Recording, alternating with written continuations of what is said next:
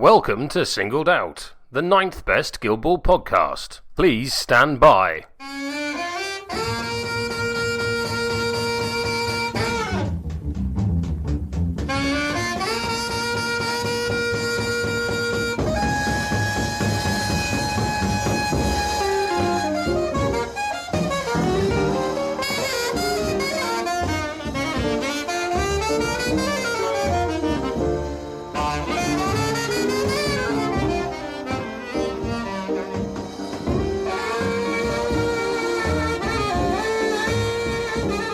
Welcome to episode 130, in which Andrew talks to Bryce about his new podcast.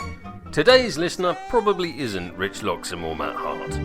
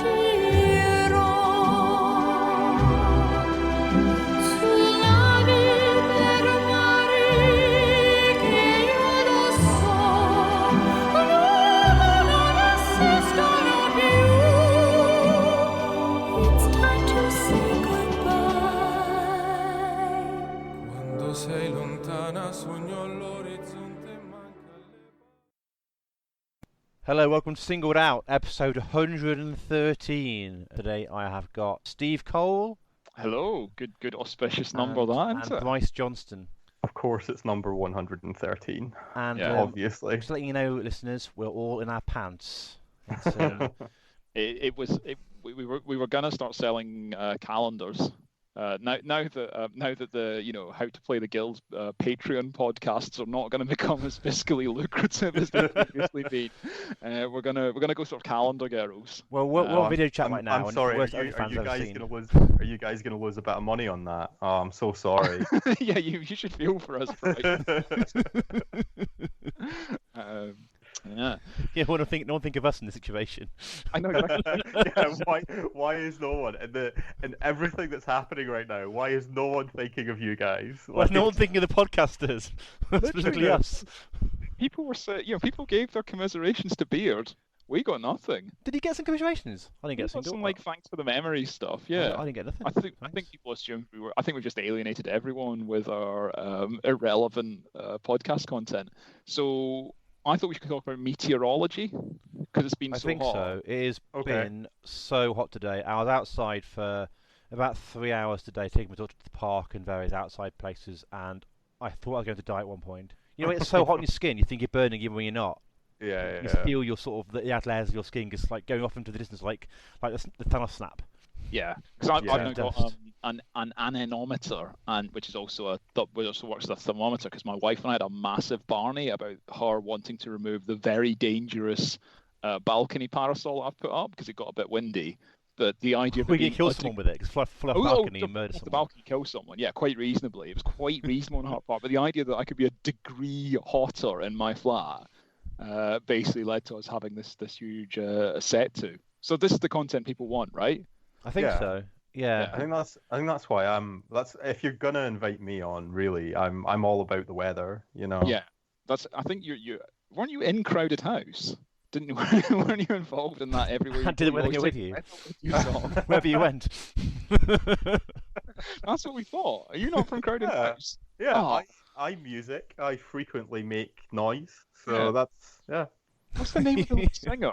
I don't know. Neil Finn? Is he the lead singer of Crowded? I think it's Neil Finn. No idea. Sure. Yeah.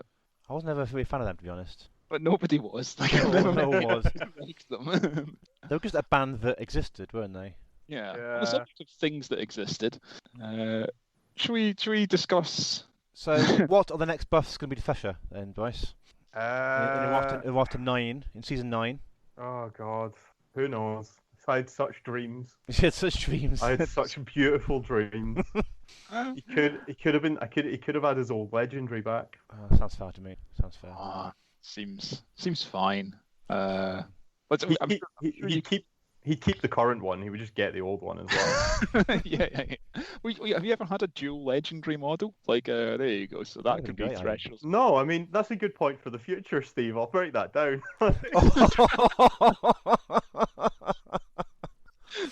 So should we just make a point in case there's any listener that has, for some reason, if someone listens religiously to this podcast, First of all, why? but hasn't, like, say you're away somewhere and you can get an RSS podcast feed but not any other social media.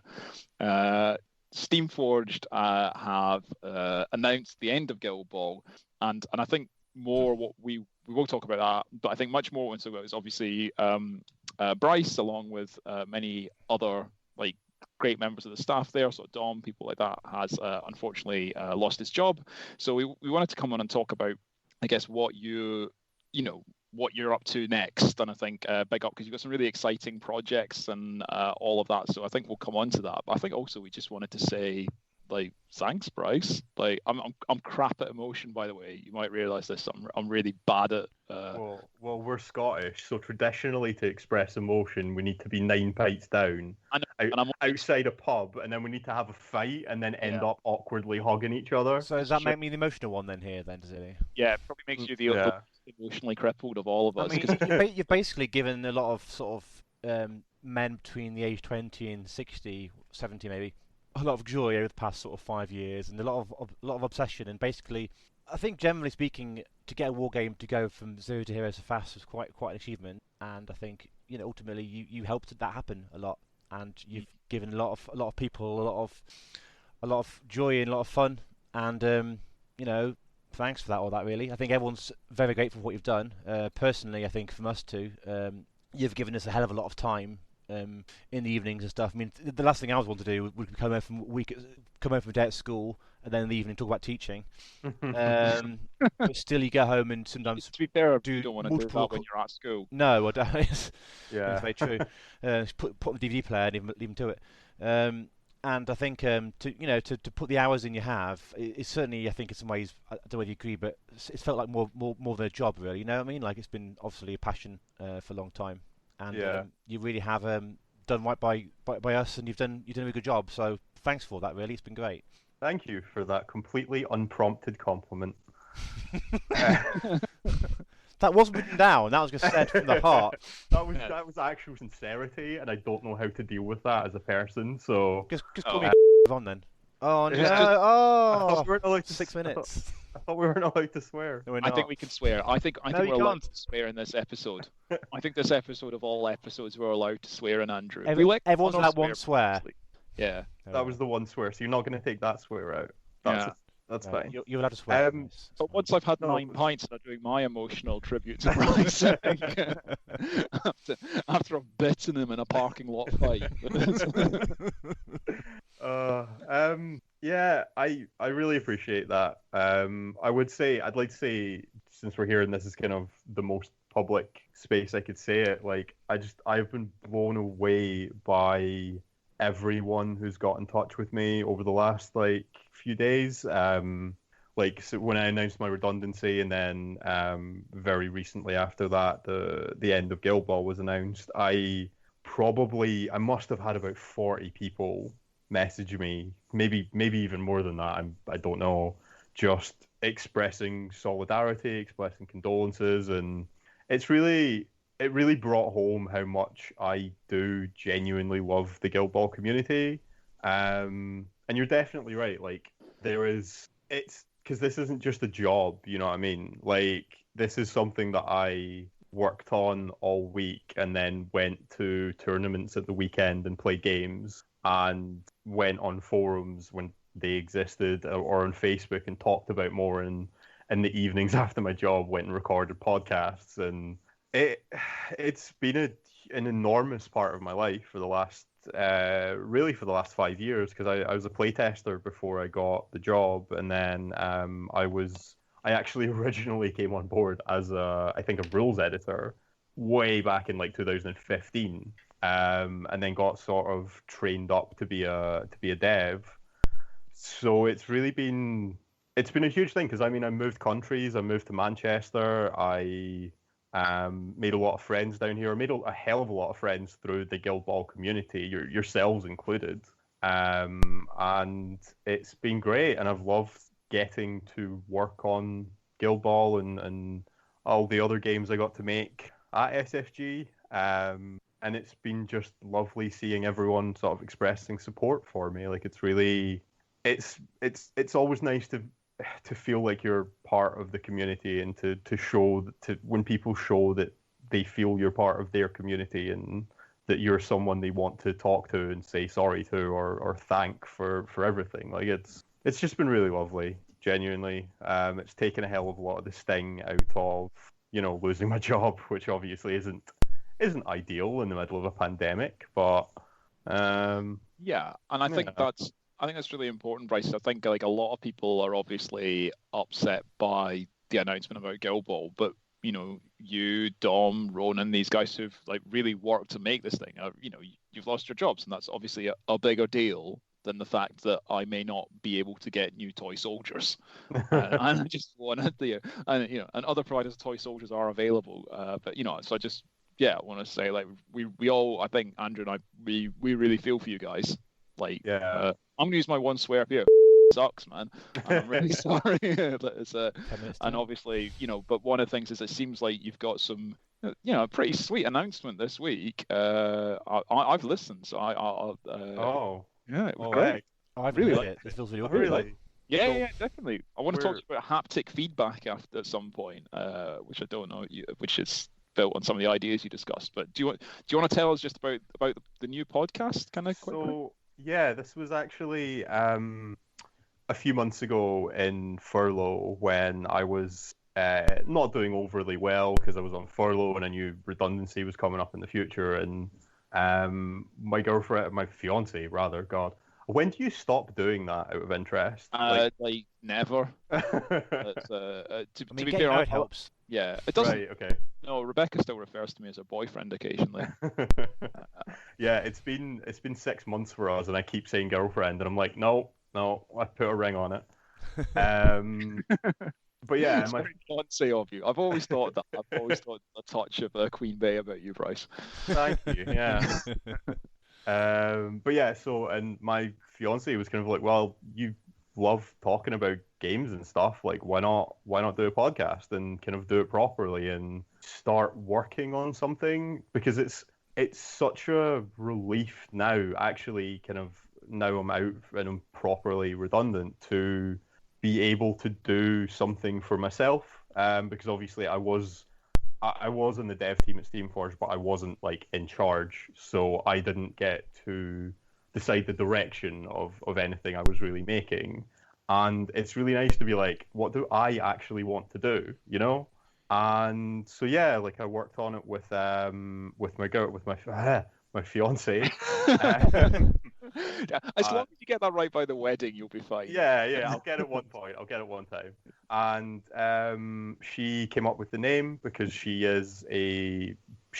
names things for a living. Like she's in branding and marketing. Oh, wow. So she came up with a name, which is an I for Games, which is a very clever pun. And I worked with Tom Hutchings, who is also formerly of SFG, to design the logo. And you can get Tom at Thorn Graphic Design now, and he is an excellent graphic designer. He's graphic designed basically everything Steamforged has done in the last 5 years, and he made my new podcast logo, which is also very good. And yeah, so I've started a new podcast. I threw it up on Patreon at the weekend, and we're now up on Buzzsprout, Spotify, and we're still awaiting validation for Google Play and iTunes, but hopefully that'll be up soon. And it was just really nice getting to sort of dig into some big topics behind games, and I have a ton of really cool ideas for new content.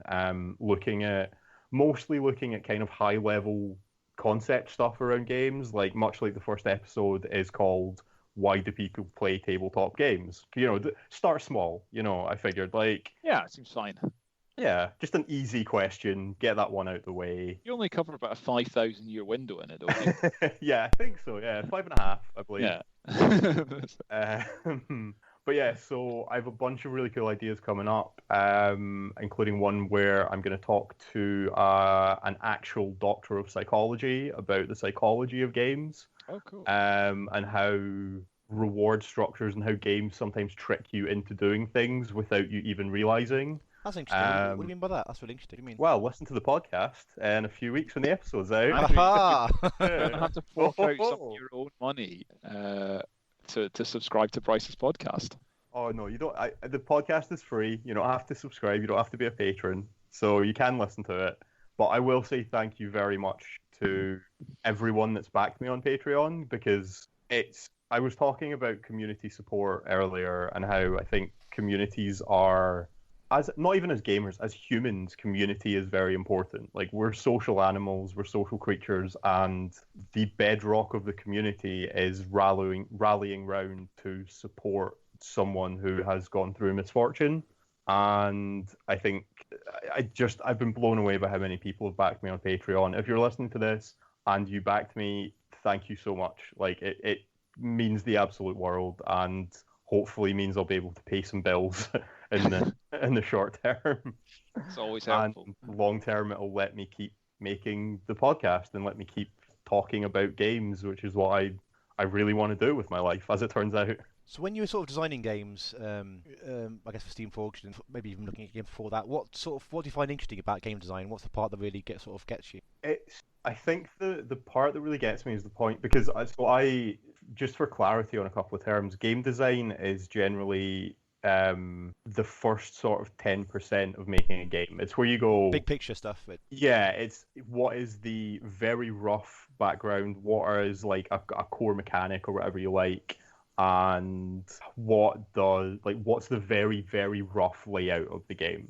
And then development is taking that sort of initial design and turning it into an actual game. So that's the part that I have done most of, is taking a pitch or taking a concept and developing it into an actual game. I have gotten to do some design work on Guild Ball, but I didn't work on the initial design for the game, but I've worked on the initial design for new models and new sculpts and new guilds and stuff.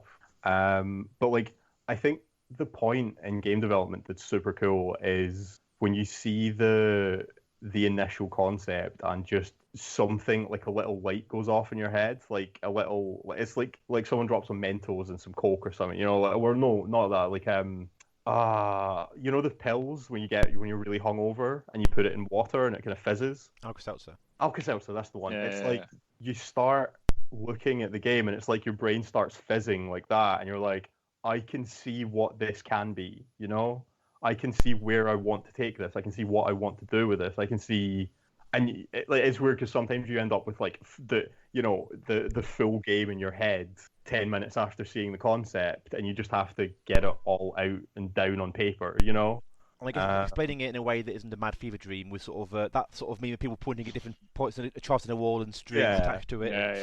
Yeah. Can't go full Coleridge. Yeah, you got to go full Coleridge on it. But yeah, so that's super cool, and honestly, that's super cool. The other coolest bit about working in game development is you get to go to conventions and meet people and play games, and like, there were times where I was at SteamCon or something, and I'm just playing games with someone, and I'm like, I can't believe I'm getting paid for this. This is phenomenal. This is just the best part. Like meeting and engaging with the community is the best part of the job by a long, long, long way. And yeah, it's just fun. Like I talk about this on my podcast on the first episode, but like I think humans generally like creating things, whether that's unstructured or structured through the format of a game. Like because games ultimately let you create something. Like all tabletop games, all games like that let you create something, whether that's a shared world, whether that's physically building a model, whether that's writing fluff for your army, whatever. Or it just lets you create a narrative for your own games, and I get to work in that at the start of the process, I guess. Like doing a creative job is just great because you get to have ideas and write those ideas down, and then suddenly those ideas are an actual game, and it's bewildering and it's bizarre, but it's incredible. Like because I've never worked a creative job before Steamforged. I worked in call centers and stuff and warehouses. And just the difference between those sort of jobs where you don't feel valued, like particularly in a call center, you feel like, or at least I felt like I was like. No, I think you're not alone there. Yeah. which Glasgow call centre did you do your time in? I don't think I've ever actually had this conversation with you. It wasn't Glasgow, it was Ayrshire. It was very bad. Even worse. Yeah, it was it BT, I think I was a call centre for, and it was outbound, so like it's the worst. You don't want to go outbound. Yeah, Sales or service. It was horrible. Like once I had an actual reverend swear at me. I mean, surely in Scotland that's part of the course, isn't it? It's true. Yeah. So that was horrible, and it's so nice getting to just work in games and work on creative stuff. And also, I will say that I loved working with almost everyone at SFG. Like everyone I worked with on a day-to-day basis are almost everyone. We're not going to pry. Almost everyone. Almost everyone. I promised we wouldn't try and force Bryce to make agreements or professional. We're trying to. I know. What I'm trying to say. Like, our nearly naked forms because of the heat. We're both biting our tongues. Things we want to say. What I'm trying to say is I've made friends at SFG that I'll be hopefully friends with for the rest of my life. And there's a lot of very good people there. And I guess I said this on Twitter and in the Discord last night as well, but please don't anyone, like, I know Guild Ball being ended sucks. Like I'm as broken up about it as anyone. And obviously like me being redundant isn't great, but don't send any hate to anyone that works there. Like if if Perkins talks about a game he's making in a few months, or Steve posts something about a God tier champion he's working on, like they are good people who have made really great games, and they deserve to be able to post about the things they're making and be proud about the things they're making. And they don't deserve to get hate for that. So don't send hate to anyone at the company. But before we interviewed someone on the podcast a while back, episode 108, I won't say who it was, but it was episode 108.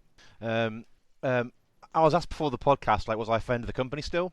And my response was, thing is, like, a lot of employees of Steamforged are really nice people, and that's people we should be supporting, you know. Yeah. And they're all still there, right? Yeah. Well, Jesus, they were all still there. Christ. Every single one of them's still there. Yeah. That's cool. Everyone you liked there. To a man. Oh, brilliant. Thank you. Good night. Yeah. No. Left. So I guess I'm the one getting singled out today. Oh! I'm gonna have to change the podcast name. I've changed the intro now because the intro said Guild Podcast for like years. It's gonna take me like minutes. Welcome to single about a podcast. A podcast, 9th best podcast that you have on your phone. This is the thing again. No one's thought of us in this situation. Won't they think of the 2-bit podcasts a bit more?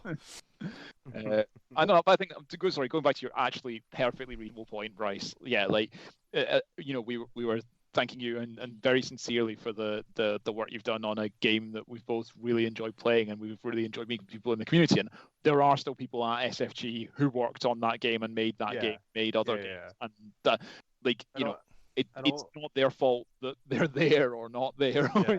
So. And also, it's obviously not just people that are still there. I mean, Dom and Ronan, who we've mentioned, have both been like a big part of making Guild Ball. And I mean, Ronan started off in the warehouse and then started Steamforged News off his own back in the day.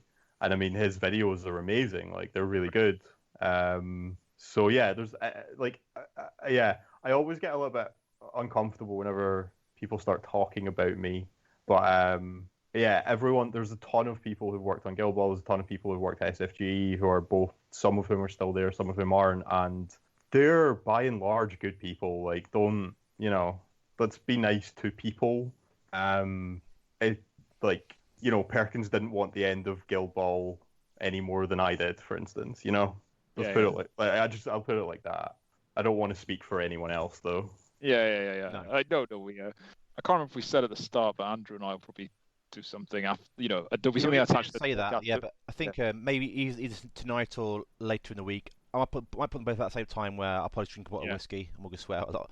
Yeah, well, I think this is not we're aware that to do that with you, Bryce, would put you in an awkward situation, and that's the last thing. Also, I really want to sort of celebrate the fact that you're doing this stuff and everything else, and doing interesting sort of game design stuff, because I think insight into the games development community is always really interesting. Ill-informed speculation, but primarily from Andrew and I, but about how that process works. And actually, I listened to the first episode of your podcast. It was really insightful, and it ties into, it made me think about a number of other things, sort of related stuff, sort of Roland Barthes and stuff like haptic feedback and things like that I hadn't thought about for years, and I'd never thought about in relation to gaming. Yeah. So it triggers a lot of really interesting thoughts in it. And as someone you blend a really nice mix between tabletop games, board games, and RPGs. Only 2 or 3 of those I play, but one of which I have very little knowledge of, and that was really interesting to me as a someone who's a very interested party in one area and a total layman in another. So it was great. I can't recommend it enough. It might be better than this podcast. No, that's a high bar. I know it's basically us, then Serial, then This American Life. Yeah. But yours might be better, which is upsetting because you've done one and we've done 178 million of them. I really appreciate that. When I was looking at what I wanted to talk about, I there may well be other podcasts out there doing what I'm doing with an eye for games, but I couldn't think of anything that approached looking at board games from that sort of angle. Or not just board games, tabletop games, sorry. And I couldn't think of anything, that looked at it from that sort of angle. And so I thought, well, that might be interesting. And I'm really glad the first episode was. And I hope it will continue to be interesting going forward. Yeah. I do have some ideas for less serious episodes as well. I don't know if this would go down well at all, but I had an idea for an episode called for a series called Don't Get Me Started, where we watch a TV show or a film where there's a depiction of board games or RPGs or something, and then we really get really anal about picking holes in it. The 2 I always think of are, and I like both of them, is okay. So if you have, what's that program bloody called? There was a program lasted 1 series. It was Judd Apatow, everyone else in it. Freaks and Geeks, the last episode of Freaks and Geeks. If you've not seen it, you should see it. And there's a really sort of heartwarming end to that, where they end up sort of playing Dungeons and Dragons, isn't there? Which is not a technically good scene. The other one I always love is the Cones of Dunshire. From Parks and Recreation. That's just, I love it's so good. It's so the Settlers of Catan-esque sort of game he made for himself, isn't it? Everything about it is you. I think you do get the impression that whoever wrote that scene knows that scene. If you see it. Yeah. I like Ben in that series is that he's geek, but he's kind of a bit understated. It's not like a wacka sort of Sheldon person. He's obviously deeply nerdy, but is not absolutely paralysed by it. Yeah. Unlike everybody else. I love that episode of like the Cones of Dunshire, because you know when you can tell something has been written by someone that absolutely loves board games, and it's someone absolutely ripping the hell out of something that they love. Yeah. And because I'm in that same boat, I'm like, yeah, that's perfect. Like, it's incredibly well judged. I think we should go into like just ask should we just have a sort of like a little acceptable sort of valedictorian stuff for Guild Ball? So I want to ask you, Bryce, if you're able to answer to this, what is the one thing you tried to put through that you wish had gone through that didn't happen for whatever reason? Are you allowed to say that? If not, don't worry about it. I don't know if I should. Make one up. Make one up.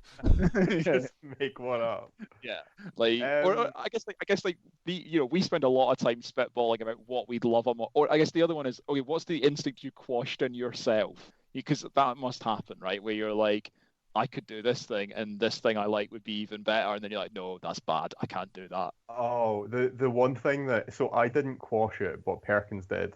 Oh God, what was it? It was something from Protectorate of Menoth in War Machine, which is, horrible. I guess they're horrible. They were my faction when I played War Machine, and they're sort of, imagine a sort of farmer or mason guild. So like slow, defensive, lots of buff auras. So Steve, imagine this feat, right? Imagine this legendary play. That's a 20-inch aura. Okay, 20 inches. And if you move towards a model in that aura, you take damage to kill you for a whole turn. Well, okay. Yeah, it would kill any infantry model. Yeah, but I played Kador, mate. Yeah, that was fun. And did Kador have infantry in it? Did it? Yeah, it had a bit, yeah. Yeah. Just a bit. That feat was literally just like, against the right army, it was your opponent doesn't get to play this turn. Or indeed, most of the game at that point. Anyway, yeah. I can't remember, it was something from that I wanted to put in, and it was very busted, and Perkins shut it down almost immediately. Like, I'm assuming with your caveat of farmers or masons, it was on farmers then. Who can recall? Who knows at this stage? Who knows? That's I've been there with Epic with stuff for that. I was like, oh, if Squats did this would be really great, and then take it to the group doing it and just get like, just stop it, just go away. Oh no, that's what it was. It was so the same Warcaster that Andrew was just talking about is called Harbinger, and she has an ability in War Machine called Martyrdom, which is where when one of your models dies, she can take D3 damage in order to keep the model alive. And so in War Machine, that's like, there's no armor saves or anything. It's like Guild Ball. Like if a model gets taken out, it's gone. Right. So there's no armor saves. There's nothing like that. And I was like, we should put Martyrdom on a captain in Farmers. So if a friendly model gets taken out within 6 inches, the captain can take damage to keep that model alive. That sounds fine. Seems okay. I didn't think I could hate farmers more, but if that happened, I mean, I was at least partially joking. Yeah, you know when you're joking, but you're like just saying it, and then if they really hate it, you're like, it's just a joke. And if you don't really hate it, you're like, you were hoping he'd go, oh yeah, good idea, Bryce, let's do that. Yeah. that could be an interesting mechanic. Yeah, very interesting. Yeah. Yeah, it's like showing when you're at school, like showing another little kid your toys, but you're slightly worried they're going to take them away, so you're not really showing them them. That sort of thing. Yeah, Perkins did stop a lot of. Perkins was funny though, because I don't want to talk too much about how someone else does their job. Actually, yeah, let's not do that. He was definitely the dev dad, you know. Yeah, he's the sensible one. Yeah. You've said that on this podcast before. That's fine, I think. Yeah, it's also I was going to go into more detail, and I realized I probably shouldn't. That's fair. That's absolutely fair. I'm sure there was some other thing. You had a question of some sort, Andrew. I'm sure we had something we were going to ask Bryce, and yeah, you did a whole thing at the start. I didn't bother doing any homework because you seemed to be on top. I was gonna message you guys today and ask if I should prep anything, and then I realized that prepping something would be the absolute antithesis of everything this podcast stands for. So My initial thought, like honestly, when they announced that Guild Ball was closing, was that we could just do episode after episode about the Finnegan's Wake RPG. And then in your podcast, you said you don't really do RPG development. I was really upset. Unfortunately, no. I've never really worked on RPGs. I'm Now's your a chance, Bryce. Now's I'm your a- chance. All the Patreon millions behind us. The Finnegan's Wake RPG can be a reality. You know, you did a literature degree. You can. I did a literature degree, and I've never read Finnegan's Wake. I read half of Ulysses, and I wrote an essay on it, and I got a B minus, and I was like, fair play. I only read half the book, so I'll take the B on that one. You know what I mean? Like, yeah. That's so you did the Irish literature module. I didn't do Irish literature. It was, I don't know. It was 10 years ago. It's completely gone. So it's all out of your head. Was it Lit Theory or something? God help me, I don't know. See, they might have changed it since my day. Lit Theory was separate to Irish. The whole idea of bringing it back on topic vaguely towards games. The Finnegan's Wake RPG, Andrew. Come on, like we need to the keep only going. part of Finnegan's Wake I heard, and I put the introduction on the beginning of my podcast, and I listened to it. What the earth is? What's going on? This is what Going Mad feels like. It's an unreadable novel. Like, you don't need to understand it. Like, we'll get creative people in for that. I really like how Bryce said the key is like you do the 10% at the start. Like, we've done that bit. Now we just need someone to operationalize. Yeah. You've designed it, and now you just need someone to develop it for you. It's a Finnegan's Wake RPG. Yeah, pretty much. Yeah. Let's message Steamforged. See if Steamforged Innovations. I really like how yesterday was obviously a lot of anger and memes. The memes kept on coming. It was glorious. The memes. I like how memes are now used as people now. Memes are now used as the prime method of communication. It's brilliant. Yeah, today's is all about favourite members in Guild Ball, which I really like. It's really nice having sort of because obviously the game's special to a lot of us, and we've all had a lot of good times and good memories from it. So should we go through some of those? Let's do that. That's a good idea. So who wants to go first? Well, your idea, so you should go first. Yeah, it's your idea, yeah. Go on. Yeah. Can you remember when you used to play Guild Ball? Yeah, I played Guild Ball. I dare you.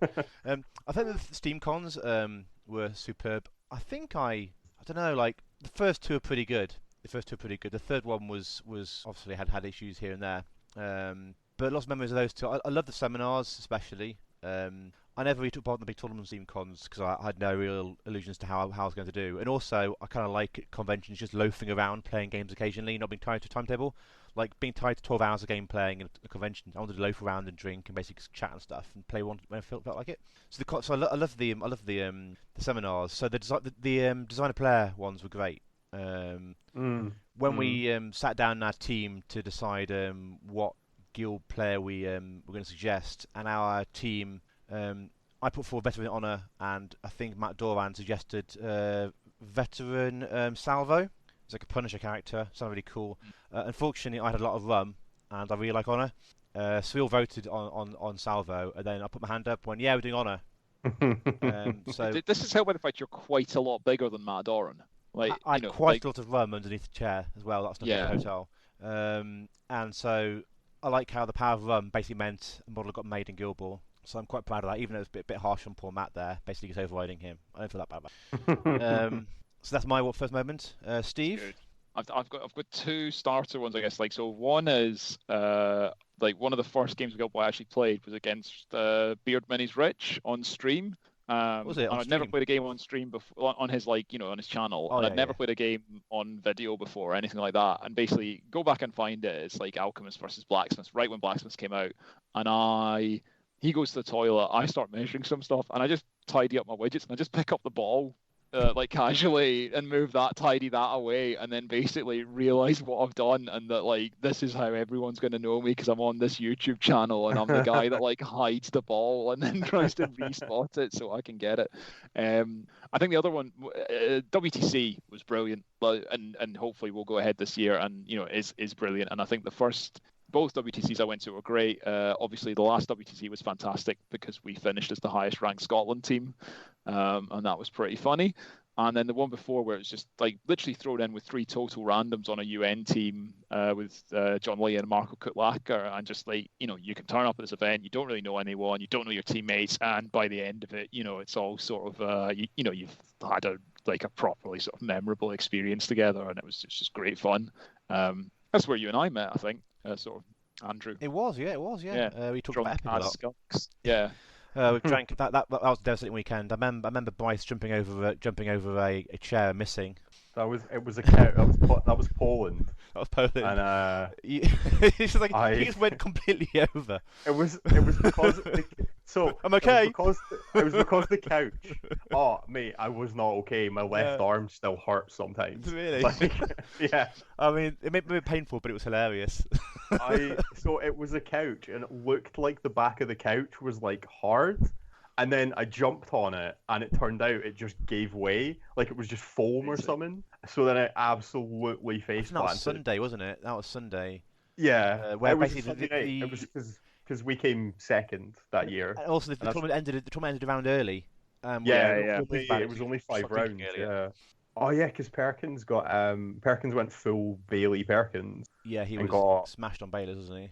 He was having a great time, like so joyful, bless him. Like, but yeah, I mean, like that year was like we came second as a staff team, which was incredible, and like Stephen Perkins were awesome teammates. And I had some refreshments because we were in Poland and it's cheaper than water, so fell over a couch, really messed up my arm to an extent where it still hurts 2 years later.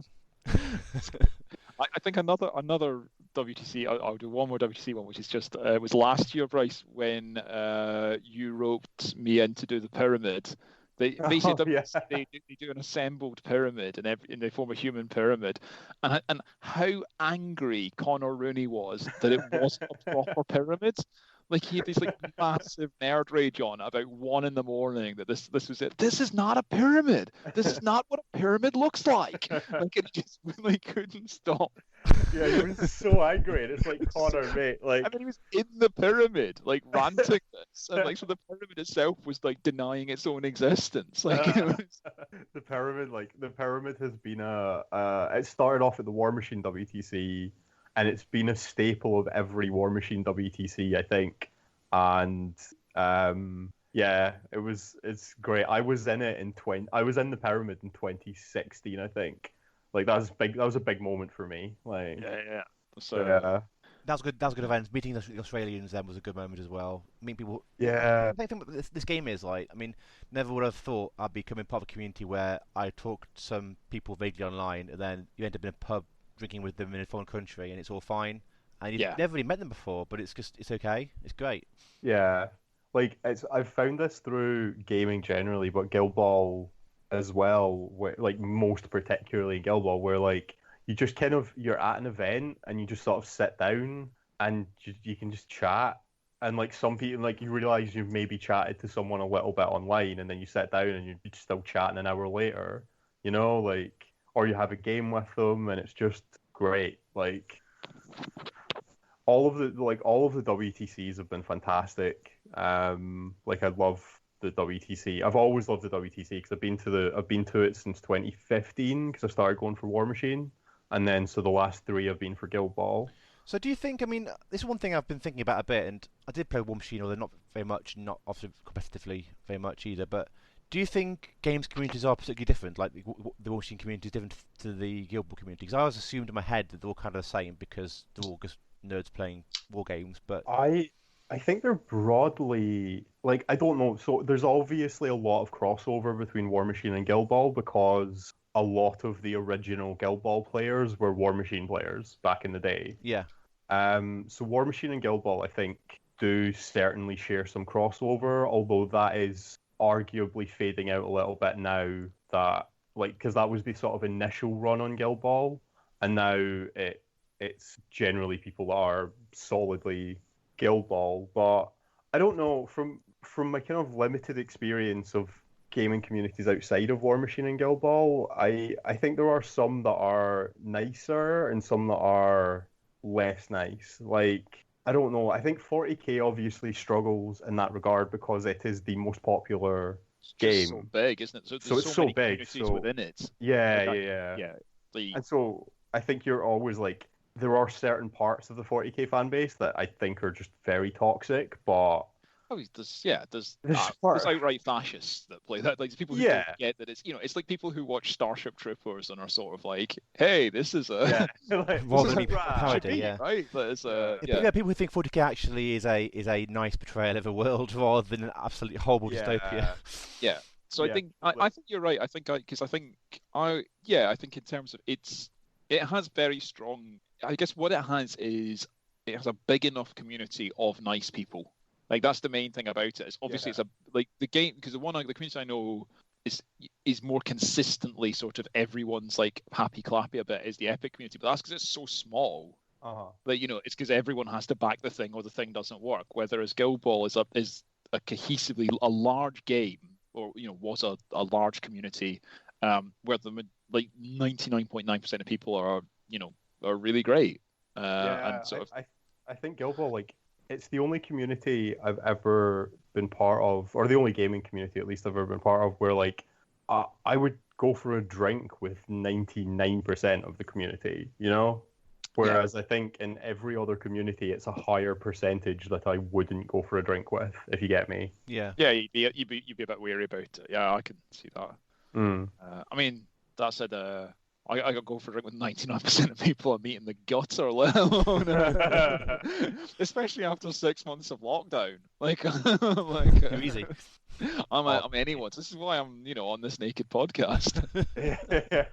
Yeah, mate. Like I haven't been outside in such a long time. I just want to go to a pub. Like I just want to go, and I want to pay money to a bar person for a pint, and then spend the next hour gently complaining about how expensive the pint was. Yeah. Like that's. I didn't realize how much I enjoyed that experience. Like. The one I suppose on sort of like on non Guild Ball stuff for sort of lockdown is like I was thinking I actually realised I was fantasizing the other day about playing football, and some nippy 20-something skips down the wing, all graceful and skillful, and I just kick them out of the park. I was like, if I could just kick someone younger than me really hard out of a football pitch, that solves like a lot of my current emotional issues. Obviously, yesterday, wow. yesterday I was like, oh, man, I couldn't. If I was doing that, I'd have gone full sort of Antonio Ratan into people, which is going to be a niche reference for this podcast. But if those of you that are interested, look it up. But yeah, that's the one. No, do you know what I'm sad. Like there were much worse things that have come out of COVID in the last 6 months. But prior to that, I had decided that this year I was going to try and win the Falconer's badge on Longshanks while only playing games when I was drunk. Amazing. And as of the start of the year, I had a 5-1 record with Falconers. So, like, I was keen, man. I was like looking forward to going to a lot of events because I'd been running like what do you call it, Glory Goals Masters was that November? It was a while back. Something like that. Yeah. Yeah, and I'd been running events in the evenings, like on the Friday, because I did it at LGT as well. So basically, the plan was just go run a bunch of events in the evenings of gaming events, get absolutely trashed, and do my absolute best to get the Falconer badge while drunk. And then COVID ruined that, Ruined that dream. Well, maybe at some point when you can face a Guild Ball table again, Bryce, maybe we can still make that happen. That's definitely a kind of. There's definitely an element of that is also a bit weird, because this is like really Guild Ball has been my main hobby for about 5 years, and then I had so much riding. There was so much sort of emotionally tied up in it, and then that's obviously because I was a playtester, but for almost the entire time I've played the game, I've had a hand in creating it, even only as a playtester in the first case. So it's really odd, kind of losing my job, and then like I don't know, I have to reevaluate my relationship with Guild Ball. Yeah, because that relationship has changed quite a lot, and I need to figure out what I want to do and how much I want to play the game and how much I want to be involved in the game and stuff going forward. Yeah, and I think any member of the, I can only say personally, like, that'll take as long as it takes, and the decision you make, whatever it is, will be the right one, because it's got to be can only be a decision for you. Like, I think, and also, to be fair, if there's one person who's in the community who doesn't owe the community their time or their effort, it's you. So that's. I'm doing my best, Yeah. But I don't know. Yeah. I'll need to figure out because I want a game where everyone sort of migrates on Master One game again. Yeah, or maybe if some sort of community thing does actually take off, but that's something I need to just so when I found out I was going to get made redundant in March, I was like I had like 2 months where I was like I'm never touching Guild Ball again. Screw them. This is I obviously emotions were running high because I wasn't feeling very positive. Yeah. But then I talked to a few people about it, and I kind of got to a point where I was like, well, this is something I would love even if I was just a player of Guild Ball and I hadn't worked on it in the last 5 years. So I don't know if I want that. I don't know if I want to lose that aspect as well as my job. So I think it makes sense to. I'm not writing it off or anything. I'm probably still going to play Guild Ball. I need to probably take like 3 months and just figure out what I want to do with it. Like, yeah, of course. I mean, and also, interestingly, I don't, when are events happening, etc., anyway. So yeah, I mean that's the other thing, right? Like Christ knows when we'll be allowed to do an event again. Yeah, I think we should do favorite games, like in actual games that you've played. Let's do that as a sort of wrap, shall we? I think that's that for this Viking Longship podcast. You're not allowed to say the game, Bryce, which I don't think it will be on amongst the highest. But where Tater killed my entire team in a charge, that's a game we're not allowed to mention. Was that the one at LGT last year? Yeah. That was. Did he get 3 models that actually? Yeah, because I hadn't played against farmers for about a year and a half. I was like, oh, maybe alchemists can fight. No, they can't. You're like, oh my god, I'm gonna start a scrum because he extended Harrow a little bit, and I was like, amazing. This was always the plan. Yeah, so like basically you know that thing, the smell the cheese thing you do in the playground when you're kids. I basically fell for that. Like that was a good day. That was a very enjoyable day. Yeah, it's the most I've enjoyed getting smashed in an event. But no, favorite games. Bryce, you've played some big games as well. So what are yours? So one of my favorites was winning against Christine Metz at WTC a few years ago, because Metz was someone that I had been terrified of playing for years. Because I was like, the thing is that Metz, it's the hammer, it's this terrifying like figure, and he's very lovely in person, but he's a great guy. Yeah, when you're playing him, it's like he is the figure of fear, he is the destroyer. And so the moment in that game where I realized that I was like, hold on, I'm winning, like wait a minute, I might actually do this. Like it was very nice. Like it was just a really nice sort of ego boost to be like, oh, I am good enough to do this. Like maybe it's just this one matchup and maybe it's this one time, but I am good enough to be here and be competing against Christine Metz. Like and that's that's lovely. Never has a man who drinks a thermos of tea and wears a very nice silk scarf projected such an aura of fear, I think. Yeah. Never has a more relaxed person inspired more terror. Yeah. But yeah, I mean that was an awesome game, and then God, I don't know. There's been literally hundreds. That's the thing, is it's very I was trying to think of highlight games, and I was like, I can't remember a low light. I remember when you were playing at the Vengeance Bryce in the finals, and I think it was against Steve Easton, and Dice Down was called, and you looked at me, and you looked like someone been shot. It's almost white. Yeah, I mean that was pre-nerf minors. Yeah, And also I missed the 3 dice tap in pass. That's right, you did, yeah. I missed the 3 dice tap in pass Really on early on, turn right? 1. Yeah, it was literally like I received, and then I was passing the ball about to generate a little bit of momentum, went to pass it to Bushel, and it scattered 6 inches to where Shaft could just walk up and get it and score a goal. Like, he didn't even have to make an attack, you know what I mean? Like, it was just like, I don't think it's possible to beat pre-errata minors if you just give them a goal on turn 1 and they don't have to trade for it at all, you know? Like, I don't think you needed the clause after. I don't think it's possible to beat pre-errata minors, if I'm being honest with you, Bryce. I had a win record. The only time I lost to them was that game against Steve. Yeah. I beat 3 or 4 other people with them. Like, I know I won games against it. I guess this is I've been playing a little bit with minors, with post-errata minors, and I'm just like, God, imagine this place was 2 inches. Imagine Mule had momentous damage. This would be amazing. I think that on that subject, one of the things for me was that I've never lost a game to Vetbor.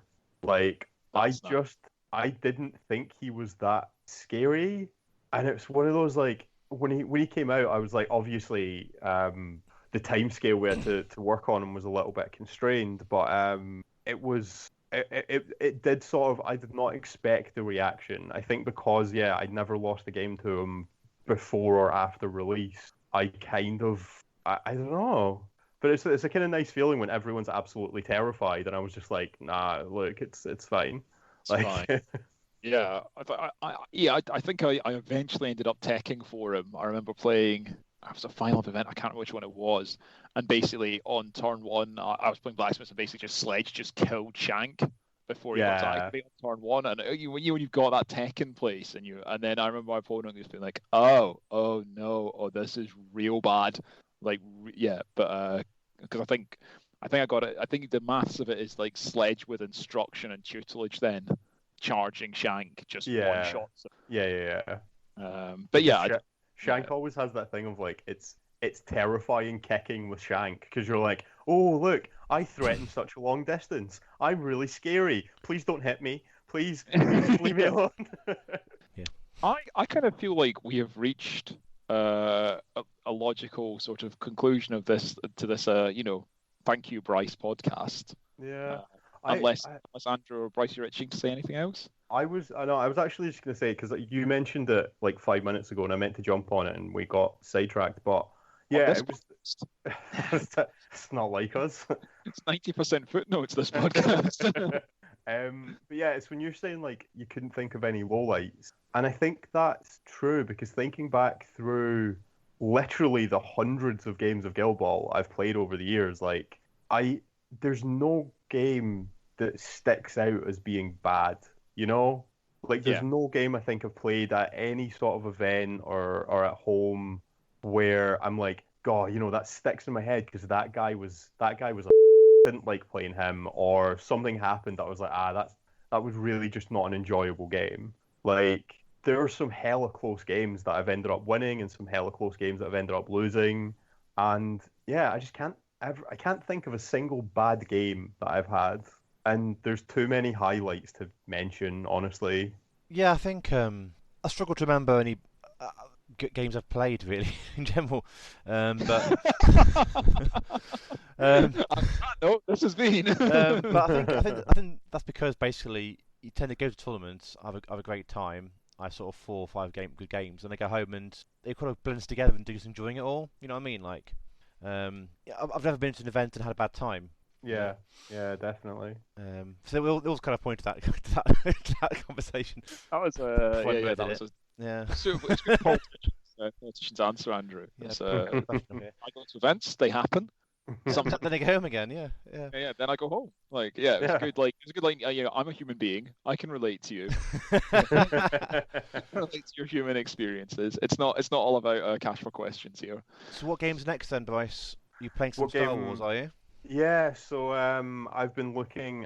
Me and Perkins basically played some Armada about 2-3 years ago. And we we basically went to 2 regionals, and I think we came 4th and 8th, and then 2nd and 4th.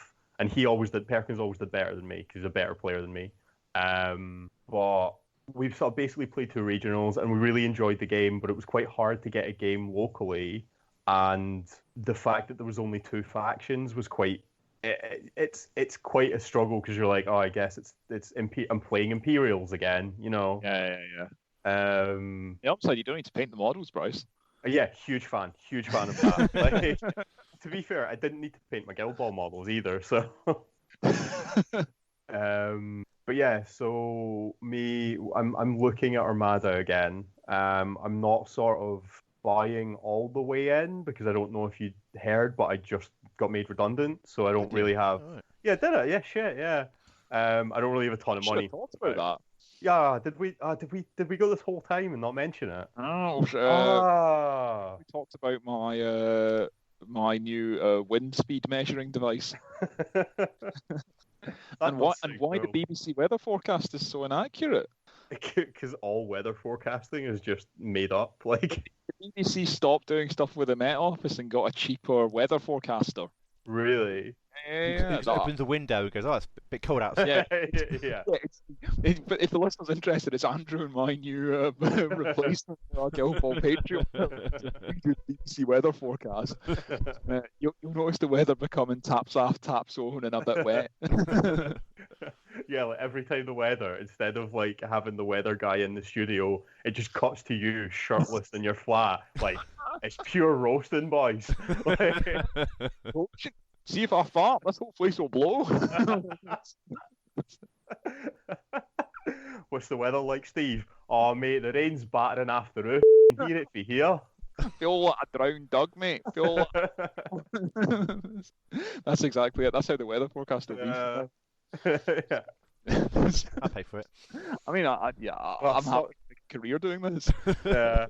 Straight sky in a moment, mate. It's like when you turn a light on and it's broke and a spark comes out and it's like that, mate. And it's real noisy, man. Heavy, noisy. I love how you can turn your Scots on and off. Mate, it's like a switch. Yeah, we have to tone it down in England because otherwise you people don't understand. What do you mean, you people?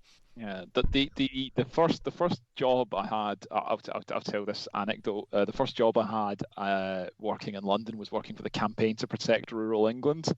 Oh wow! And, which is, as an exclusively urban dwelling Scot, was an organisation I felt very affiliated to. And they used to have things like afternoon tea on a Wednesday. People would make tea and cakes and stuff. Wow! Yeah, and I'd moved down. I was desperate to make friends, so on the Friday, I said, any of you C word as a second person plural in Scotland fancy coming down the pub? And the son of David Dimbleby was not happy about it. Did you just call all of us the C word? Yep. Yeah. So what? What's the problem? I had that the first show I went to America was Steamforged. It was Adepticon 2016, and they were like, the C word is a really big deal in America.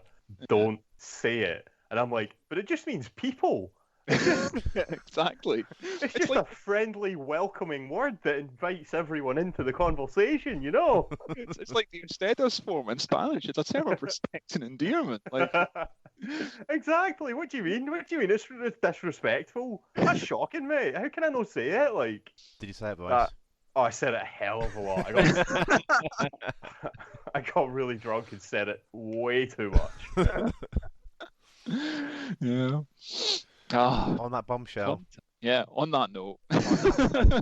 So, if you want to hear Bryce say it more often, go to his podcast. No, I don't swear. I don't swear on my podcast. Oh, it's phone swear on ours. I see. Right. Yeah, okay. Come on hours. Yeah. You sworn our podcast and stop swinging swear words around. Tell you what. All right, look, I'll do an episode with sweary words for my Patreons, for my Patreon backers. I'll invite you guys on, and you guys can get all the swears out. Yes. There. Yeah, that's good. And Yeah, we'll talk about Epic and how people can keep a game alive after the company officially cut support. Do you think that might be appropriate right now? Do you think that might be an interesting episode? I think so. Yeah.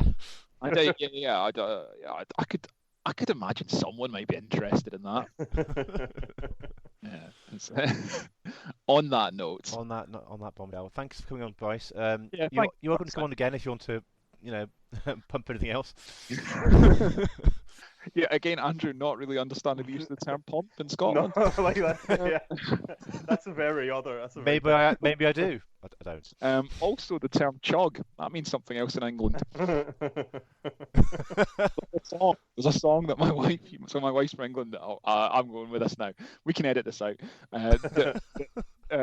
It's a song that from England that my wife used to sing when she lived in Glasgow. That goes along the lines of "I like chug chug chug chug chugging. I like chug chug chug chug chugging down the canal," which got some interesting looks from the entire population of Scotland.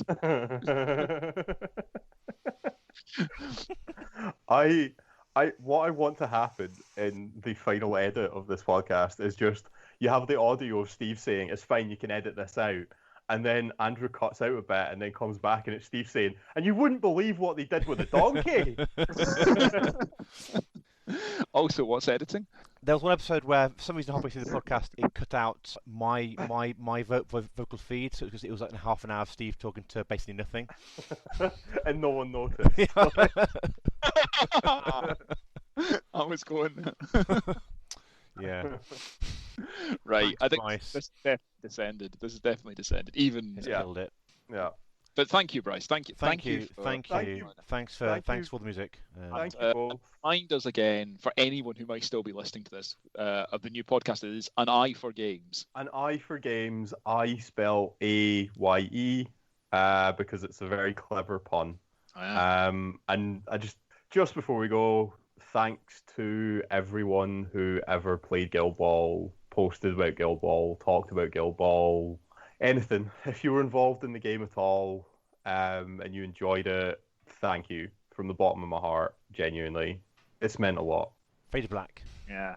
And we're clear.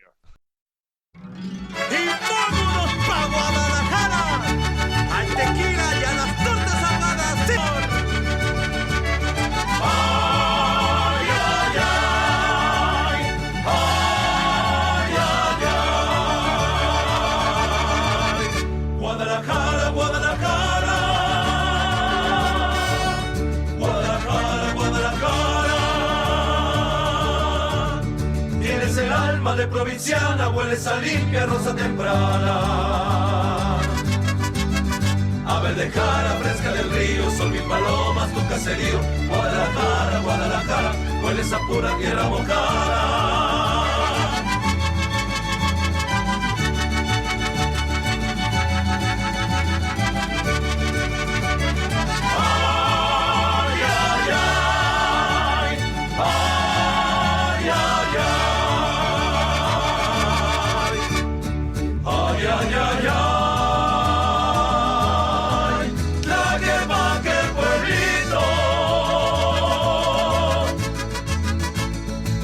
This is the second part of the podcast where I drink whiskey and we moan about Steamforged, I guess. Is it going to be, I guess, a bit more negative than we used to? Like, generally, I'm quite positive about games and stuff, and Bryce has been on, and Bryce is lovely, and we don't want to compromise Bryce. And also, Bryce's podcast sounds great. Yeah. It is. Everyone should listen. It's excellent. But Steve's been building up for quite a while. He's been winding up winding up the pitch. No, I think like a lot of people, that my sort of main reaction to it is basically just being sad. I really like Guild Ball. I think it's a really good game. I really like the community. I haven't played Guild Ball for a while now, even though I still feel, I like the community an awful lot. I still do the podcast because I like people and like talking to you and like doing it all. Yeah. But yesterday I felt like I lost something, which is really weird. Yeah, I think the community we're part of, that's going to some degree, it's inevitable, going to fall away. It just will. Yeah, it'll fragment in some way. Like whatever happens, like if there's a legacy community-run version of the game, or if there's a whatever. But yeah, I've made a lot of friends running it, both like people, yourself, people I see occasionally, and then and also guys in London that I see really regularly. That there's that sort of centrifugal force will go. And obviously, the big thing is, SFG, they never had to provide that for us, right? I think it's the manner.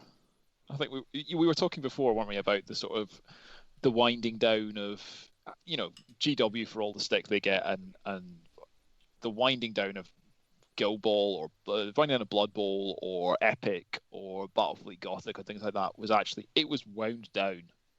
What the definitely wasn't. Yeah, but like there definitely Blood Bowl. wasn't. They didn't turn around to the Blood Bowl community and say, actually, it's not us, it's you. Yeah, that's the kicker, isn't it? Like, that's the real kicker. Is like, we made a game that was marketed as a competitive game.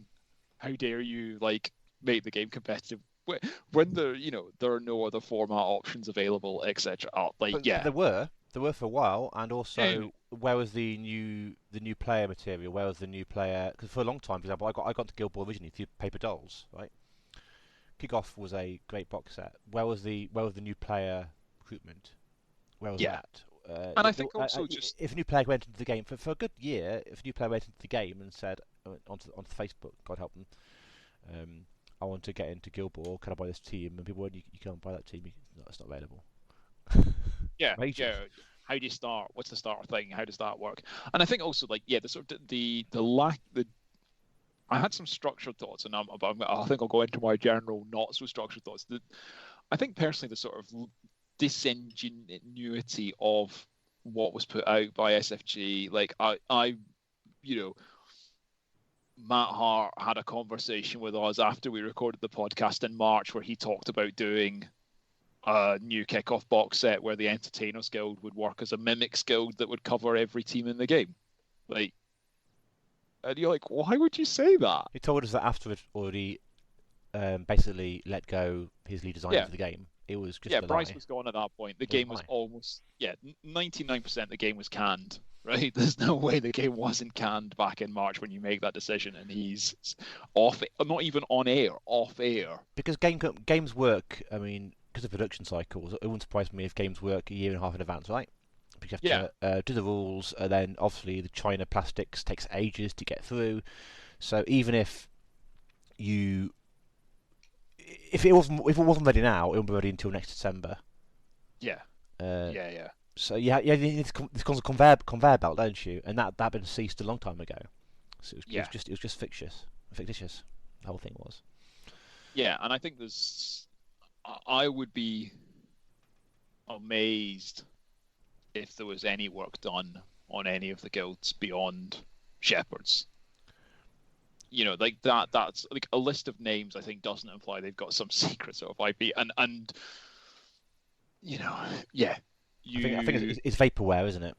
Yeah, it's like people get sight of stuff early. I'm not saying who, but people get sight of stuff early. No one's and I mean people in the community, playtesters, etc. No one's had sight of anything for a year. Yeah. This is the plug's gone on it. I think so. I increasingly think there was a sort of So what the field test was, please go and run around for us in the middle of COVID. Matt requested to come on the podcast to talk about it. Basically fed us some shit for quite a long time, and then sort of But when he knew Bryce was gone, and when he knew the game was folding, which isn't great. Isn't great. So tell me what founder syndrome is. So founder syndrome. So I'm going to let's talk now about less potentially litigious things. Founder syndrome is essentially a very common thing. So for the listeners that don't know, first of all, it's got a name for a reason. Yeah, it has a name for a reason. I used to be an organizational development consultant, worked very heavily in basic corporate business. So you have 15 years experience, don't you, and sort of stuff, don't you? I have some knowledge of this, yeah. It's my split career between being a lobbyist and basically working in that sort of strategy, corporate development. So founder syndrome is essentially when any sort of startup or organization, it can be a charity, it can be a business, succeeds, has early success on, usually anchored to a single product, a couple of products, that sort of thing.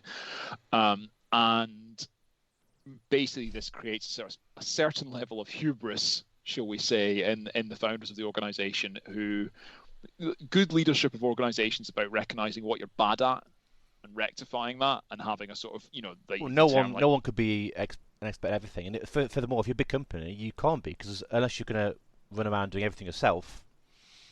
Even if you're a small company, you can't. You might not have the resources to actually recruit into those roles, but but any sort of size of company with that. But so it's letting early success mean that you basically think that your decisions are all sort of gold plated, and that you don't really make mistakes, and then not adequately addressing the issues that an organization faces. And I think SFG, with the early success around Guild Ball, early success around Dark Souls, pretty successful recruiting pumping external money into the organization, but massive logistical failings. Like I think all the stuff that's come on this sort of sequence of issues around communications and delivery of product is, that's not the area that the guys that runs SFG were ever involved in, had real experience in. And it shows, and I think and a failure to address that, and then the other key part of founder syndrome is, of course, it can never be the founder's problem. It becomes an issue that's created by people within the organization or people outside the organization. So if you're going to use SFG as a case study for it, it would be basically the community, or for making the game too competitive, or not backing certain programs, all that sort of stuff. Being, Matt came on here saying the first thing that some new player might see is posts on Facebook that might be negative about Guild Ball. Like, great, but SFG have a website which could have a starter box and a load of stuff on it. It's that sort of stuff. And also, I don't think there's a single war game that hasn't got toxic fans on Facebook. I mean, I haven't looked for a while, but I'm sure like the 40k ones are absolute cesspits, for example. And that's the biggest game in the world, right? Yeah, we one of the funny things we were doing, one of the things the London WhatsApp group was doing this week was posting comments by people in the Blood Bowl community, sharing comments from people in the Blood Bowl Facebook group about how Games Workshop are ruining Blood Bowl now they've got back involved in it. So yeah, like, of course people are salty about stuff. The internet is a cesspit, right? People get angry about stuff they event post there, but that sort of thin-skinnedness of it, and I think that I haven't listened back to the interview where Matt came on, but I've always been struck by how their obsession with social media and their obsession with what people are saying on social media. And it's always a few people, right? I mean, in the past, people have said, and I kind of agree with this, that the vocal minority. It's the minority, right? And it's the minority people who are like this. It's the minority people who are competitive. It's the minority people who are vocal. And both these things are true. So why you can't blame the minority for that, can you? Because it's the minority. Yeah.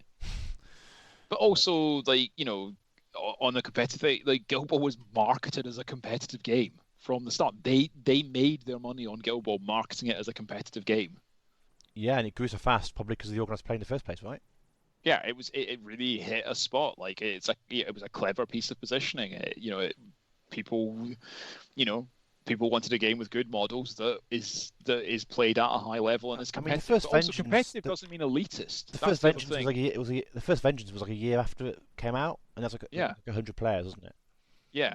But competitive doesn't mean elitist. That's the other confusion with it. I've gone to events that are competitive and come dead last, and had I think the second event I played in Guild Ball, I came dead last. I had a great time.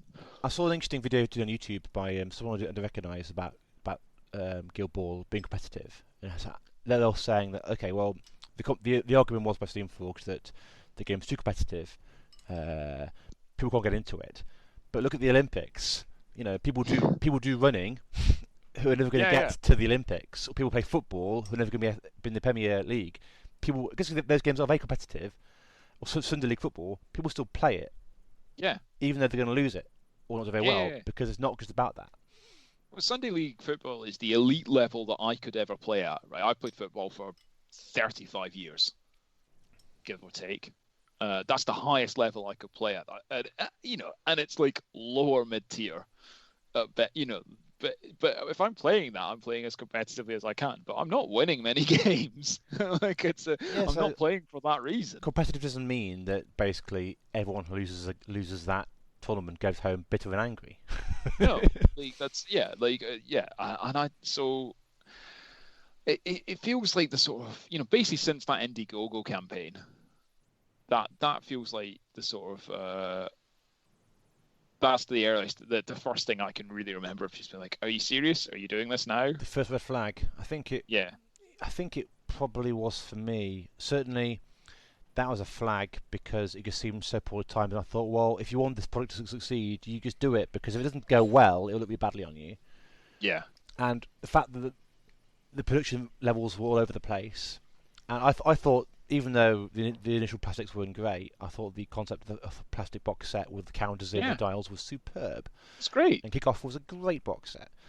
And those, you buy a box, and you got 6 models for like 30 quid or whatever it was. Absolutely amazing. And that model just went away for whatever reason. Maybe it was too costly, or the margins were too high, or stores weren't taking them up. But flip-flopping between ideas, but they had for example, they had the 6-person box sets, which was great. But then they had metals of different people of certain guilds, so you have to buy the whole box set to get one person you wanted, and the lack of cohesion, and I think. I'm not sure whether you're familiar with Fantasy Flight Games. Not so much. No. So they're a big game company. They're huge now, and they make X-Wing, Armada, and so on. I mean, I've been following them a lot for a long time. I used to buy a lot of their games. I don't buy so many of their games nowadays. And they have, in the past sort of 10 years, killed off lots of big franchises. They killed off the Warhammer role-playing games, of course, after the license. They killed off Netrunner. Netrunner was a huge card game, and actually it's still being run by its fans, but that was huge, right? And they've killed off numerous other ones since that were smaller, and every time they've killed it off, they've put a post out, normally a picture of all their products, and go, here's our products, we had a great run, it was a fun game, it's not come to the end of its life, thank you for your support, and that's it. Yeah. And it was short, sweet, it didn't really give them any excuses or reasons. It said it's come to the end of its time, we'll be supplied, and that's basically it. Rather than basically sounding like Alan Partridge's documentary where he goes, like, he needs to say I had the last laugh. Yeah. In every chapter. You've used the phrase "need to say it the last laugh" 167 times in this biography. That's basically what it was. Yeah. There is definitely a strong whiff of Partridge about it. And it's like, or to be fair, actually, the last example I gave of the sort of David Brentishness of it was. God, it is, isn't it? It is like that as well, isn't it? Well, it's sort of like, we're going to make these decisions entirely, but we want you to, we kind of want you to love us at the same time. There's and like Loxham coming on, like still sort of coming onto Discord, trying to sort of be nice to everyone on, like, or sort of make everyone be his pal on that, when he knows full well that he's coming on a Guild Ball Discord forum when he knows full well that he's going to pull the game. Yeah, and coming on the Discord and talking about the weekend before we pulled it, so obviously by then it was all written, talking about how well everything else was selling. Yeah. It's like, do these people who love Guild Ball enough to go to tournaments and go travel the world and everything else, do they care about how well Resident Evil 2 is doing? Probably not. Yeah. It's so tone deaf. It just, I don't know. It's a bit strange, really. It just yeah. And it feels like the other thing of this is like this sort of feels like ultimately quite a futile exercise. Like picking over sort of a series of kind of things that were badly done or badly handled. Just there's not any real satisfaction in it, right? There's no closure there for anyone. I think what people either need to carry on playing, or the community needs to pick it up, or people need to move on and do something else.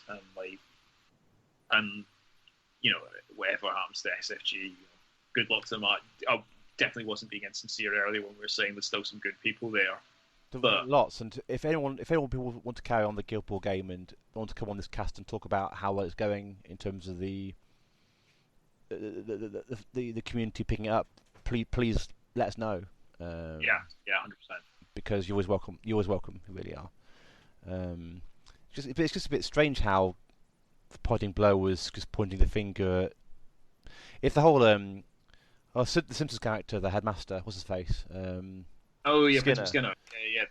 Maybe I'm out of touch. Yeah, I mean the meme quality, as said earlier, has been exceptional.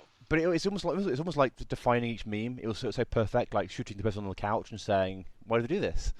Yeah, and Chris Jacobs, a big shout out to Chris Jacobs, who's in the London group, whose meme I stole with the sort of wrestler guys arguing like about it, which is amazing.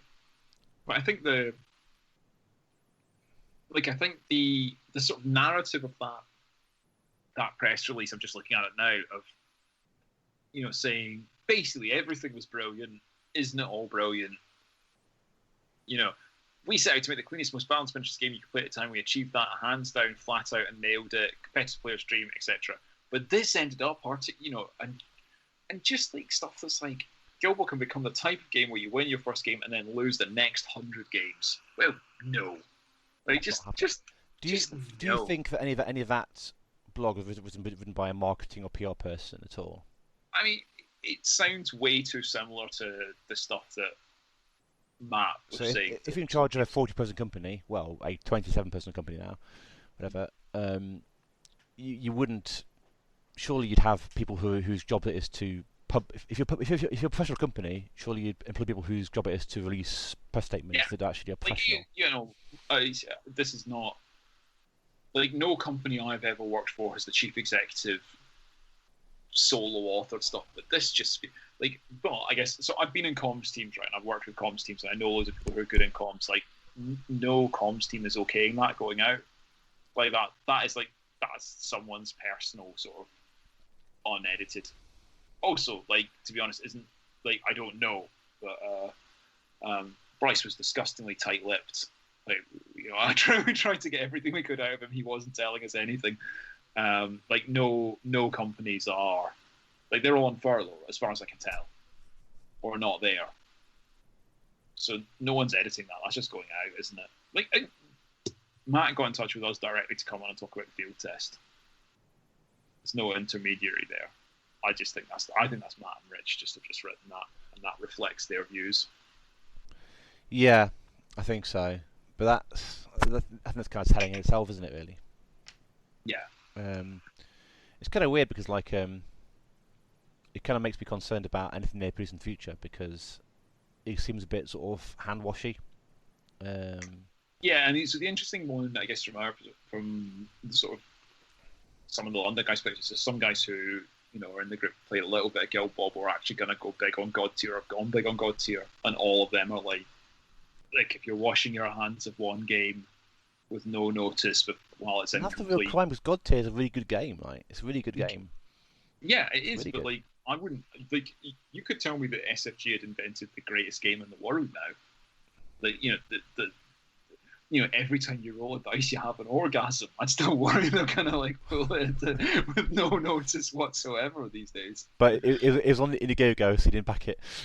yeah, exactly. It was January. I was short of money. It was too cold to have orgasms. Looking around, yeah, some of the posts people have been quite sad. Like obviously some of the other podcast community and stuff, seeing some of the Roll Better guys talking about it, it's quite sad because obviously it's Sam quite Adams good to play was it. really moving. He was, yeah, and like, I mean, a lot of people have put a lot into this, more than we have. Yeah. And it's been a big part of people's lives, and yeah, poof. Yeah, that's the hard thing, isn't it? And stuff comes into your life and stuff comes out of your life, and you move house and you move job and you find a new hobby or something like that. But yeah, it's been a big thing for a lot of people, and it's been we were sort of all the guys in London were all getting nostalgic about how do we meet and all that sort of thing, because it's it's a large group of friends that I've got as a result, yourself included, as a result of this, and that's the bit that pulls me, and it is also that classic like sort of like friendship based, like if a friendship is based on a thing, like rather than just them being a sort of organic friendship, like whatever it's based on, a game or like a band or being on a certain scene. Like if that thing goes, then you're suddenly like, oh, okay, what's the is this friendship going to hold up in that situation? So that's what I'm going to. I'm here to tell you, Andrew. I'm leaving you. I mean, on this podcast, you're the first person to dump me. Let's be honest. Jason and I are going to form you're like number 4 or 5 now. I lose track. Yeah, Jason and I have to form a separate skinny running people podcast. God, can you imagine? I think we're still going to put things out, right? I think we are. Yeah, I think so. I think we're going to be. I mean, I love talking about games, and I'm so happy for people to do Guild Ball stuff on this if they want to. Ultimately, I've got a fee to pay for. If people want to come onto it and talk about Guild Ball, they can. And we've been moving, broadly to do other stuff for other games as well. It's going to be Epic and Finnegan's Wake from now on, isn't it? Just Finnegan's Wake. I'm not letting anything interfere with the big money we're going to make off that. This is going to be like I could see us going into other obscure, unreadable. Borges. We could go into some Borges and maybe the poetry of Wallace Stevens as a role-playing game. I'm going to Google his first chapter now. The first chapter of Finnegan's Wake? Yeah. No, look at the poetry of Wallace Stevens. That's the next level stuff we're going to. Right? The trouble is, what we have to learn is from we need to have a succession of niche literary game crossover products. I mean, is my computer working properly, or am I having a stroke? Or is it? Are you on Finnegan's Wake? Does it start River Run Adam and Eve? Yeah, that's how I played that at the beginning of the podcast. So, I didn't get beyond the most people don't. Basically, it's a novel that you can only read if you're James Joyce, and he's quite clever. So basically, it's a novel that you can only read properly if you're the author. Yeah, it's kind of like Guild Ball, then, isn't it? You can only play it if you're the creator. Right. Yeah, exactly. You only play it properly if you're the creator. That's the joke we've been building up to for the last 4 months. That's what the Finnegan's Wake joke was. Was it? All. No, absolutely not. But it's we will definitely be doing more stuff. We will obviously need to take a bit of stock, but yeah, anything from the Guild Ball community. This was a Guild Ball podcast originally, but I think we'll talk about Epic. You I'm sure we'll talk about RPGs. Yeah, totally. Yeah, absolutely. We'll have a little think. How about you, Steve? What about me? What's tickling your London meta fancy now that you've lost? Well, I've not fully bought into the. There's been a lot of Code 1 hype, and a lot of people have bought Code 1, and I have put some models together for that for Infinity. But it's pretty cool. The new rules are definitely simpler than the older rules. That would be hard to be more complicated. But the older rules are kind of like reading Finnegan's Wake. Yeah. I've seen. I know people that play it, and I've looked at it and gone, "That's cool. It just looks great." But I've not. I mean, it's really cool, right? Because even where you position your models has effect upon their turn. It's almost like every model of your opponent's team has counterattack turn up permanently. And I played a couple of demo games of it. Really like it. I'm not sure I could play it as a tournament game. I was talking to someone about Infinity's tournament game when I was at Element Games once. I think it was doing one of the Vengeances I was helping run. Yeah. And I said, Infinity tournaments sound awful because you've got true line of sight, although it's got some good rules to allow it. For example, you can lots of proxy bases and things. And he'll say no, it's great because everyone's brought together in sort of brotherly love. Of sort of community against the game system. It binds them all together. That does sound quite funny. Yeah. It's like, come on, guys, we get through this. Yeah, I that is not the tournament experience I think I'm looking for. But I will definitely be playing that casually. I mean, the other thing is I'm probably moving out of London, not imminently, depending on the entire housing market collapsing, etc. But so it may well be what people are playing near wherever I end up living, and Epic tournaments. I'm actually quite excited to go to sort of Epic tournaments again once they. So I played Space Marines the weekend. Yeah. And I didn't. you know how think about Space Marines. It seems Space Marines in Epic are very, very elite, very small units. You know how if you roll small numbers of dice, you get dice spikes all the time. Yeah, that. So it's like, oh yeah, I'm rolling 3 dice sitting on 3s, 1, 1, 2, cool. When 4 are sitting on 4s, 1, 1, 4. So that attack bounced. And when each unit's so important, when one round bounces, you're dead. Yeah. For example, it can actually move three squat gyrocopters over, pop up terrain, popped up, shot and wiped out an entire assault unit in one go. Because like we're all in cover, the maths was unlikely. The gyros would do that. Like the squats are good. Yeah, we had armor saves to make. No, to make it. Yeah. I mean, that does definitely happen. But it was fun though because like it felt really cool to have a Thunderhawks and stuff, even though I got smashed by it. And also like Marines are a hard army to play for the first game. Like the first time you play them, you're like, oh, this feels way less terrifying than when I'm on the receiving end of a good. Well, because like normally I was playing Imperial Guard, and my opponent complained about how I'd hordes of troops coming towards them, and he was scared off by them. And I thought that's not a big problem. Then I was playing Marines, where suddenly it's like my sort of 10 dudes on the board compared to a wall of squats. It's like, oh. Yeah. It was John you were playing, wasn't it? Yeah, John. Yeah, John Lee. Was he playing my list? I don't know. He was playing. I don't know. Let's say a huge block of squats on the back board edge to hold the objective. Couple of blocks of sort of chaff berserkers that could have ran forward.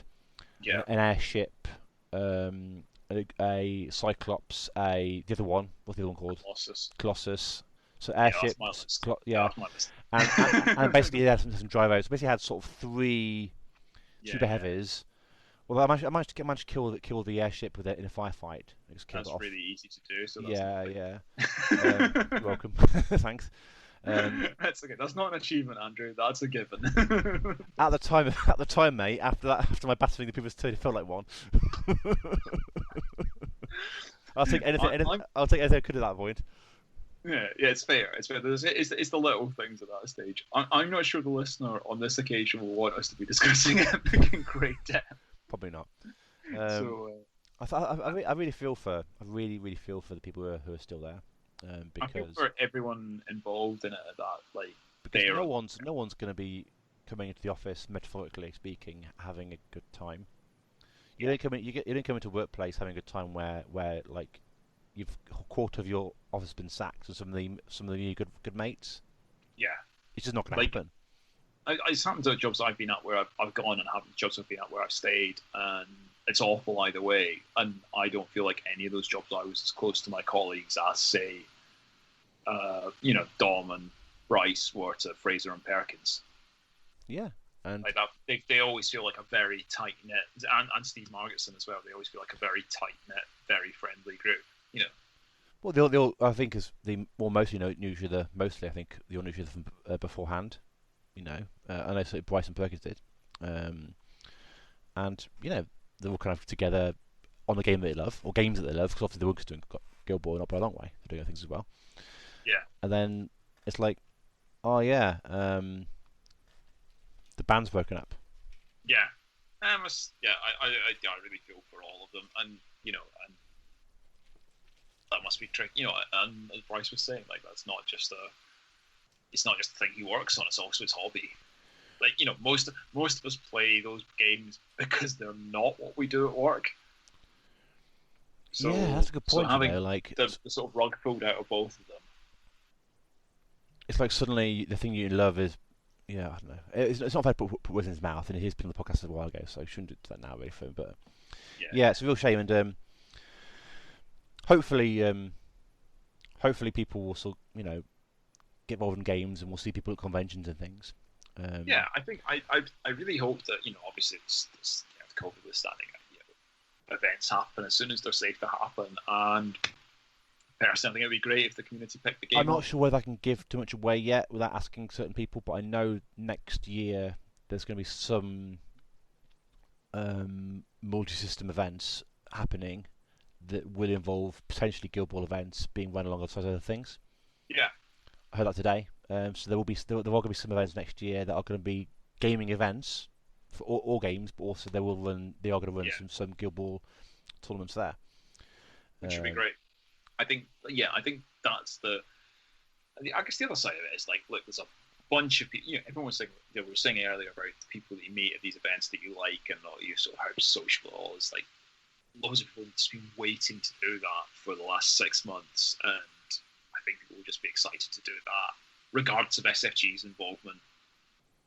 I'm definitely, as soon as something comes up and it's safe to go, I'm going to go. I'm going to play, and I look forward to seeing people there. Absolutely. And are you going to be playing it more yourself, or? I'll keep playing. Yeah, I'll keep playing as long as people are playing. It depends what happens next week. But I'm not planning to sort of abandon Guild Ball and just because SFG have. No, and I know you're currently on the sort of the startup of the sort of community effort. Do you want to talk about that at all, or? I was very flattered. I mean, it's like literally been agreed today, so I was very flattered to be asked. I guess the idea for that is there's a community group that's looking at taking it on with a sort of Guild Ball supporters trust or something along those lines. And I guess the big thing at the moment is the first step is to learn from the guys in Blood Bowl and Epic and Netrunner and these games, like what worked, what didn't. I mean, work. so you're still quite heavily involved in Epic UK, aren't you? Yeah. And you write lists for them. Yeah, I do. I'm not necessarily planning. I don't necessarily think I'd be a person that would do faction design, that sort of thing. I think the issue at the moment is, look, there's tons of people out there who have good ideas. Like every time there's suggestions about how something could be errated and things like that, people like all over, Gobs, Discord, whatever, have amazing ideas about that. I think at the moment the big thing is, if the community are going to run this, how are they going to run it? What's their vision for the game? How do they want to take it forward? How can we deliver that as a community? So it's quite big questions. What are the structures that the community would need to do that? All of that sort of thing. I have total faith that you look how good the quality was in the Roll Better podcast's design a model competition. I've got total faith that the community can design models and rules and do erratas and all that sort of thing. That's not presumably a big problem with community run ideas is coherence, because in theory someone could just make their own game. Yeah, it's making sure that people like the community as a whole. It's going to be a successful community run version of any game. The vast majority of the community needs to get behind a single version of it. And how do you do that? Partly about representation, partly about engagement, and partly about not everyone would like every decision that's made, but you want to play it, you want it to work, and you're invested in it in some way. And this is not just in board games, right? This is there's community run football clubs. I'm sure if you want to choose a group of people that even pickier and more vocal than board gamers as football fans, they're not going to back every transfer decision that their community run football club makes. But it's partly about doing the best thing for the game and the community. And I don't have any great answers to it at this stage, because I think the main thing at the moment is to work out what any community run game should be, any community run version of Guild Ball should be doing, and how people should be engaging in it, and where they want it to go, and how it will operate, and everything else will come out of that. I think it's not at this stage about erratas. I think SFG has kind of thankfully left the community an open goal for development in terms of the 4 unfinished guilds. That's something that people could look at, but I think it's sort of baby steps this way. But yeah, I can't speak for that group. I'm happy to be on it as long as I'm useful. So you want sort of solid structures in place, so it doesn't fall apart later on, basically. Yeah, and I think so that decisions are equitable, or as equitable as can be. And I think and as transparent as can be. I think we've learned, there's stuff that's not being transparent about the future of Guild Ball. The community's going to pick it up. There's a trust exercise, but also there's a thing of it's been a massive media splash that Guild Ball doesn't exist. So if the community's going to run it, it needs to convince everyone that it does exist. It needs to make it exist. That's a good point, because casual people will think, it's been shot in the head, it's dead, and if people want it to be alive, there's a tell people it's still alive. Yeah, and so that's the I mean the big thing I'd say that the community can do for it right now is keep running Vassal events. If you're in a if you're lucky and you're in a country that can meet in person, run events.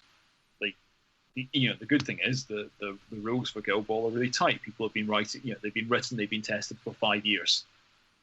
Like there's not actually a problem with the rules or with the models. People have balance issues that they might like.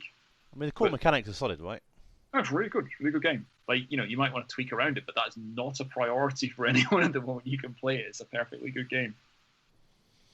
I guess that was the thing about Epic, wasn't it? Like, you the Epic stuff is that you've kept to the actual rules, haven't you? Effectively. Yeah, I mean, the rules for Epic, the rules got frozen for 10 years. The core rules, and I'm not saying that would be a thing that Guild Ball would do. That there were benefits of freezing the rules and there were disadvantages of freezing the rules. Epic currently has an FAQ that's as long as your arm. It could just have been incorporated in the core rule set. But the big thing about keeping the core rules, the reason that Epic made that decision to keep the core rules was that anyone who owns the rules can pick, or anyone who even picks up that rule book can play. So you can play with your toys if you've got the rules. Yeah. But more on that, I think we'll get there'll be people who are much more senior and skilled than me on the committee, and we'll get them on this podcast as and when anything emerges, I think. Enjoyable of our Moundings Mass, now Wellingstone National Museum, with in some greenish distance the charmful Waterloose country and the two quite white villagers who here show of themselves the Gigglesomes, minx the Folligers, the Prettilies. I mean, obviously the big thing about Finnegan's Wake is it begins and ends with a wake. So the end of something is also the beginning. I think is the big Finnegan's Wake. Is it just an elaborate troll? It's basically a giant in-joke. You know how people have had like AIs write jokes and things and they make no sense? It's kind of like that. I was going into a little play now as well, halfway down it. Little mini play. Oh yeah, and like 5 or 6 different languages. It's like it's like a novel for people who the form of the novel was like the most pleasing thing about it. I mean, I think also like that sort of follow-up question of it, like I thought we'd ended on a delightful moment at the end of something is also the beginning, and now we've gone into a deep and in-depth discussion of it. Like, as always, we don't know when to shut up, basically, Andrew. That's one of these days, I'll just rather than saying goodbye, we'll just fade out a conversation. Yeah, I think so. We should just do that. Carry on talking. And we fade it back. So one of the good things that was in Ulysses, in the original, another James Joyce novel, more accessible than Finnegan's Wake, but still not very accessible, as we talked about earlier, is one of the chapters ended with a really big full stop. Like a really big full stop in the original version, not in King. And the idea of that was like, it was that Joyce was really into was those sort of like early cartoons, and the big full stop is almost like, when people jump into one in a in like a sort of early cartoon. Yeah. It's like a black circle and someone will like pick it up, like Crazy Cat or something like that, and a comic strip will pick it up and get into the circle. That big full stop symbolises one of the